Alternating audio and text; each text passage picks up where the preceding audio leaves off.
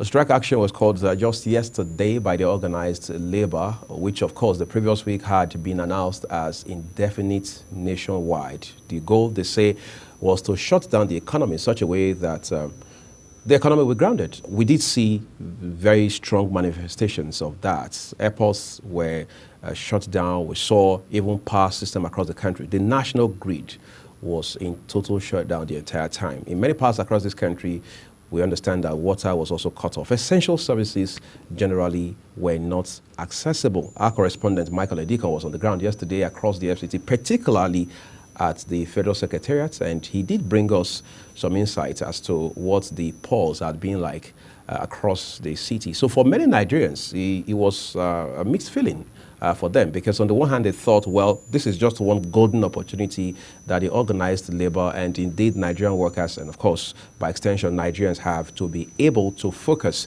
on the issue as it has to do with this current hardship that citizens are being faced with.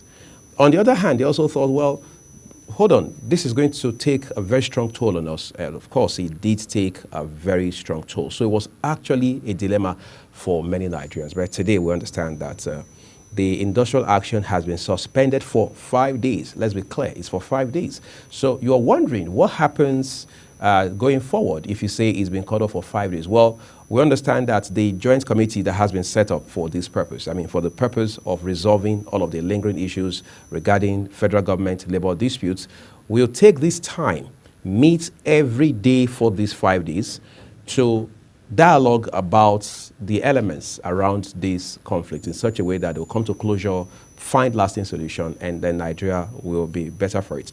But again, let's not forget that this is about the minimum wage and how it impacts the standard of living of everyday Nigerian, not just the workers alone. I'm Wiyag Mofwegbe, especially welcoming you to today's episode of Midday Discourse. I'm here for Samuel Odi. My colleague, senior anchor here, who doubles as programs manager, Jumai Manson, is joining me to look at all of these issues because she's also in Nigeria, by the way.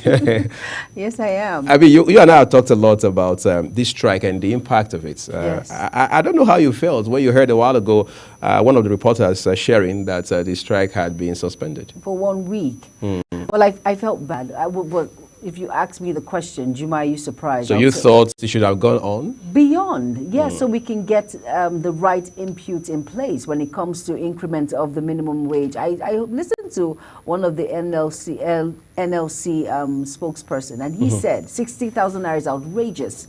It cannot meet up to the needs of the basic amenities of individuals, transport fare, when it comes to feeding, when it comes to fees, when it comes to housing, all of these things. I felt the NLC would have gone in depth, neck to neck, to get the attention of the federal government. To get 494,000? Even if you do not get 400, but get something reasonable. Like I mentioned, if you say, okay, we cannot give you 490 something plus naira. Okay, let's start with 150, 200. That's reasonable. But you're still on 60. It was 57,000 naira. The increment was just 3,000 naira when we got to this point, remember? But am I surprised? Am I surprised with the NLC, the action in which we've just heard of now? I am not. Like I keep telling you, No, go ahead. I keep saying the NLC, sometimes I wonder, do they lose focus from time to time? We hear 2 weeks action, the strike 2, we hear 3 days, we now the indefinite, we thought it was just 1 day.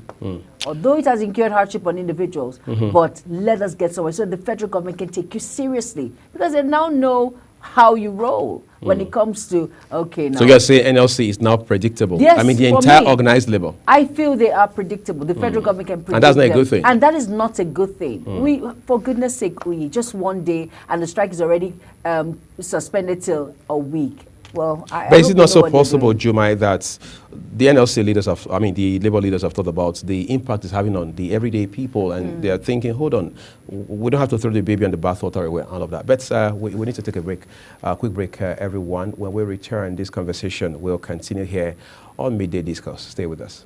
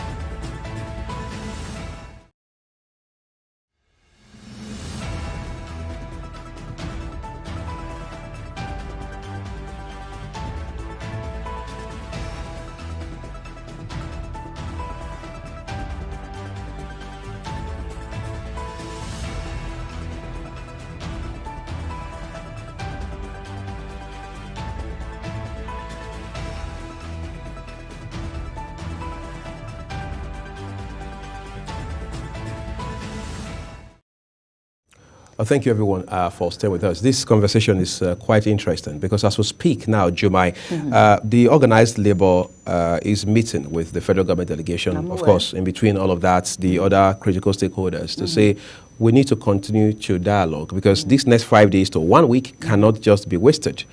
We need to make the best of it because Labour has made it very clear. If after this 5-day period elapses, we can't come to some understanding that would be favorable to everybody involved, we're going back to the street. In other words, we're going back to strike. What would you expect the federal government to come offer? Because yesterday, from the 6-hour meeting that the stakeholders held, of course, including Labour, we're now hearing that federal government is ready to increase their offer from 60,000. What would you think is ideal?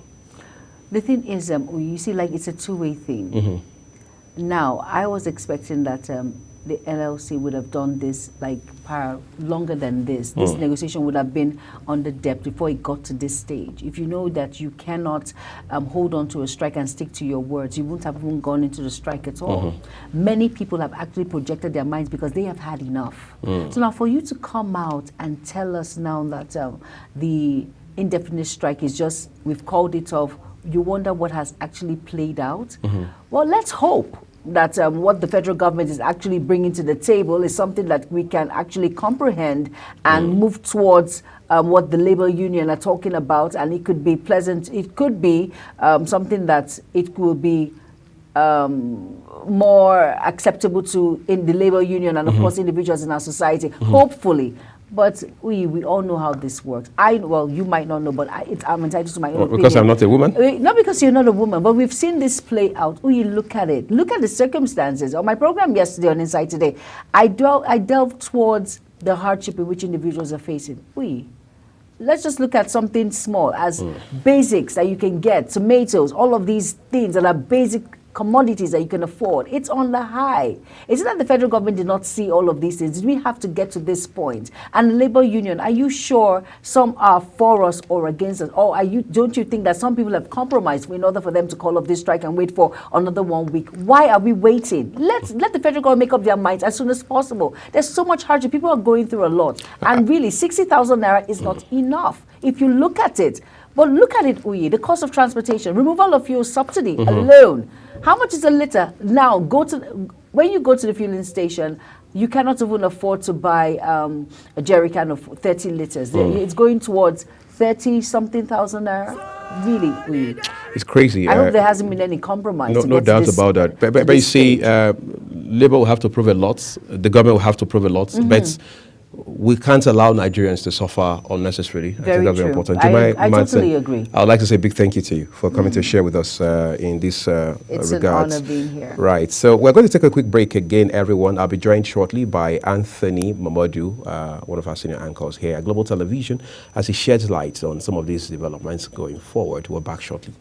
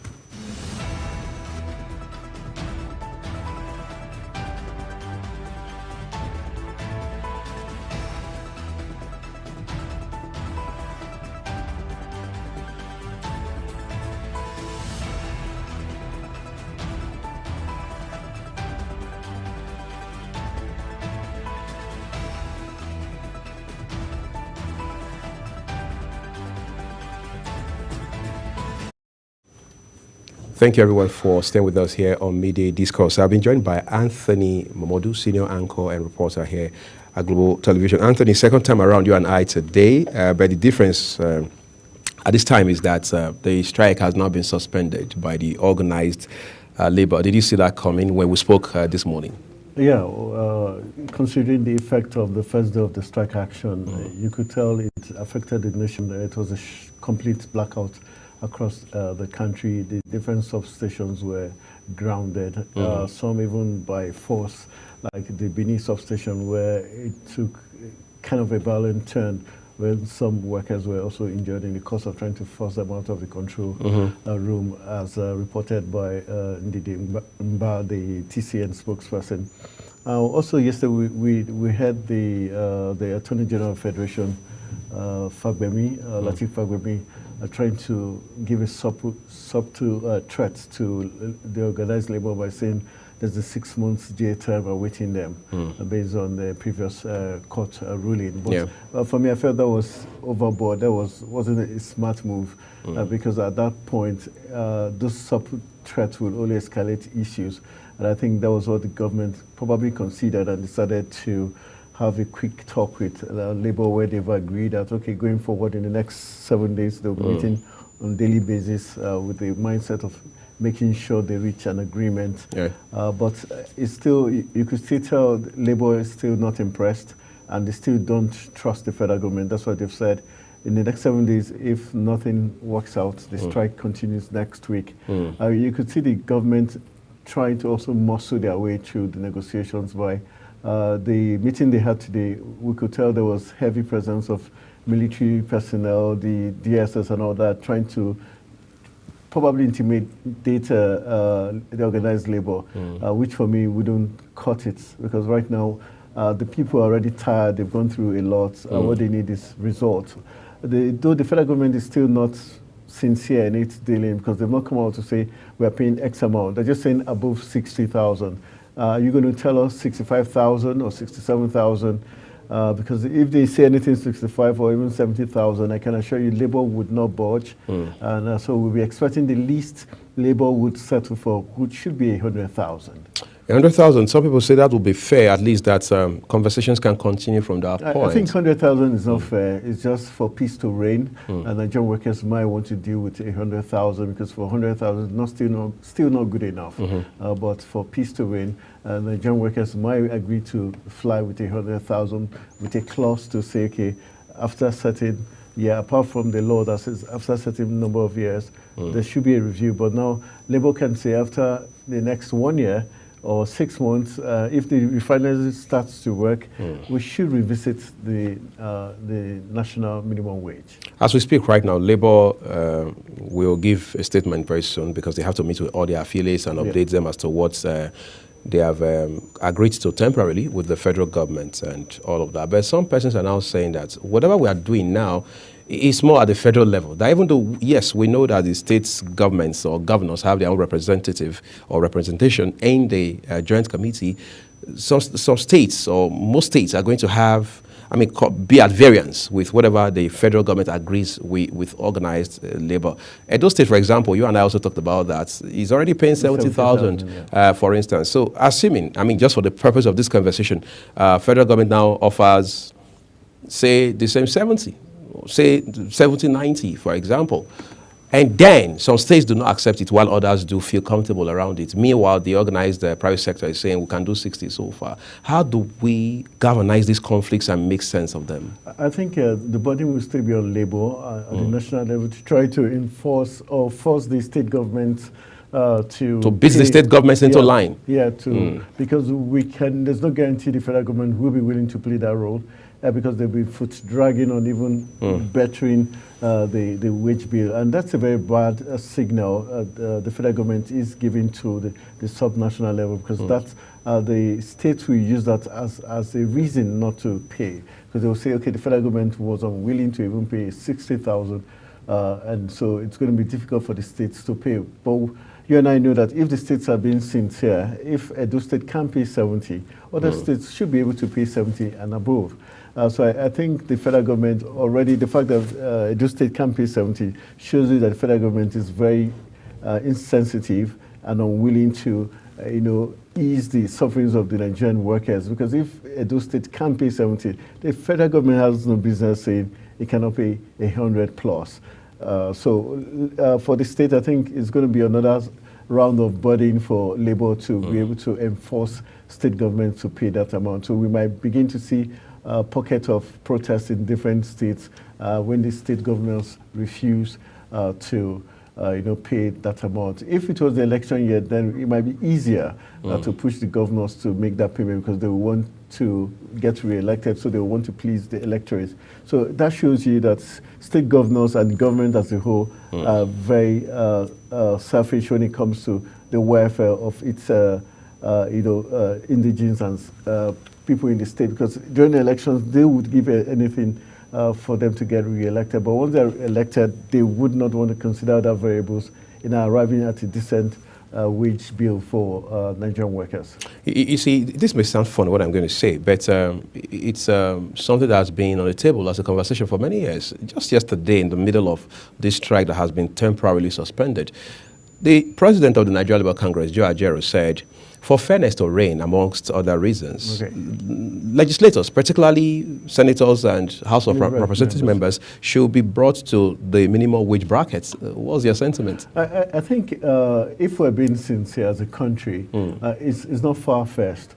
Even if they don't bring them within the wage bracket. Let's say we decide to say, okay, for the Senate, maximum, 500,000, House of Rep, 300,000. Flat. Let's play ball. No wardrobe allowance, no sitting allowance. For the presidency, no, hi, how are you doing allowance? For the presidency, 1 million flat.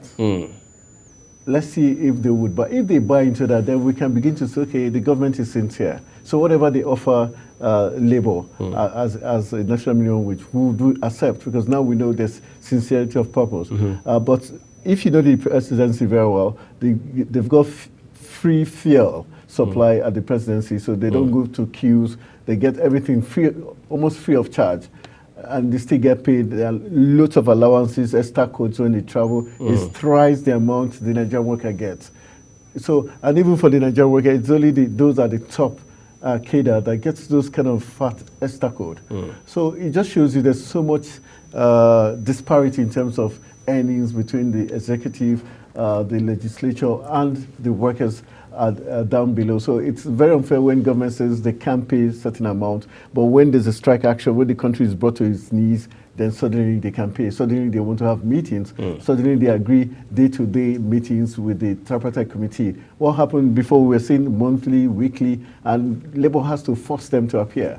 So I think it's very sad. It shows you how sincere the Bola Tinubu-led government is, alongside the ministers and every other person. As we wrap up now, Anthony, tomorrow is Wednesday, 5th day in the month of June. Workers are back to the office and all of that. What's your expectation in light of this 1.5 day strike, as I'd like to call it? I think the work is not going to resume in full flight because there's still some suspicion between Labour and the government. That the fact that they have... Would that be mutual suspicion? I think on the part of, technically mutual, because the government also knows that Labour is foolhardy and would not succumb to their threat. Already they are using the military, the DSS, like the meeting they had today. There were in some quarters, it was believed that some of the Labour leaders were likely to be arrested if probably they didn't play ball to an extent, if they didn't agree to suspend the strike and negotiate in the next couple of days. The idea was they were going to get them arrested based on what Lateef Fagbemi, the Attorney General, had stated, that the fact that the strike was so sudden, they were that they flouted a subsisting court order. So that was the game plan, and I think Labour was being very smart there to also agreeing to play ball with the federal government, but with a clause to say, if in the next 7 days we do not reach a very good minimum wage, the strike continues. And so it means Labour would also be very careful in its dealing, but would also make sure they get a very reasonable minimum wage for Nigerian workers. This is not me trying to be a devil's advocate, but God forbid 1 million times. Worst case scenario, for instance, the federal government doesn't budge beyond 60,000, or worse yet, makes an offer that Labour is not impressed with. What could happen at that point? I think then we might see full-blown the strike action that becomes truly indefinite, and Labour will be will not be willing to come to the table to negotiate. They would like to push it for like a whole week without talking to the government, make a standstill. Then it's going to be the government really now pleading for them to even come for them for negotiations. And probably that will force government to, say, go to the media and say, okay, we're willing to give you 200,000, for instance. But one key thing that government is not aware of is that if this spirates more than this week, we're likely to see the return of NSAS protests across board. And if that starts, that might just be another turnaround the country, some persons in the country have been waiting for in terms of expressing their grievances, how the APC government has taken Nigeria to a very, very tiring and painful point where everything seems not working, and like the government is desperate for more Nigerians to die. Because remember when there was this Naira redesign of the Naira, lots of Nigerians lost their lives because they couldn't get access to finances. In the last couple of 24 hours, a lot of Nigerians have died in rural areas because hospitals could not carry out surgeries that were meant to be carried out. Pregnant women have lost their babies in rural areas. Primary healthcare centers that before now didn't even have electricity, and those the fuel and transportation has been affected. So a lot of things. Farmers have lost farm produce. For instance, I know a woman who does food drinks. She lost over 20,000 because she had prepared all her preservatives to make her drink, but because of that power shutdown, which she wasn't expecting, lots of losses. So you can imagine across board what has happened in Nigeria, lots of losses, and the federal government is not being fair. Okay, I think that's what we're going to leave it. I mean, let's be fair to ourselves and everyone else. But we do hope this turns out overall in the interest of Nigerians, so that we don't have to continue to stay stuck in the woods. Anthony Momodu, thank you for coming It's a pleasure being here on the program. That's what we're living it on the Media Discourse today. Thank you, everyone, for watching. We'll keep an eye out for you on the developments with regards to the federal government labor disputes. I'm Uyag Mufwebe in for Samuel Odi. Stay with us on Global TV.